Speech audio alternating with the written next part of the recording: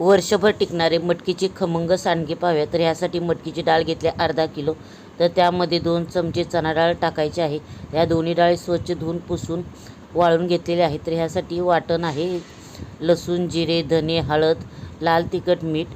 तर हिची सविस्तर रेसिपी आपल्या चॅनल अपलोड झाली, त्याची लिंक मी डिस्क्रिप्शन बॉक्समध्ये देईन.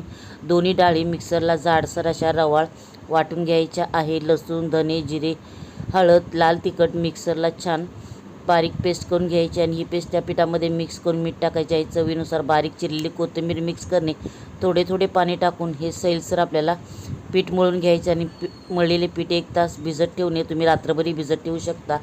1 तासानंतर पुन्हा एकदा मळून थोडेसे पीठ हातात घेऊन ताटामध्ये किंवा प्लॅस्टिक शीटवर 3-5 बोटांमध्ये हे पीठ धरून अंगठ्याच्या साहाय्याने तोडून मध्यम आकाराचे सांडगे तयार करणे आणि सांडगे 2 ते 3 दिवस छान वाळवून घेणे. आपले खमंग मटकीचे सांडगे तयार आहे. थँक्यू.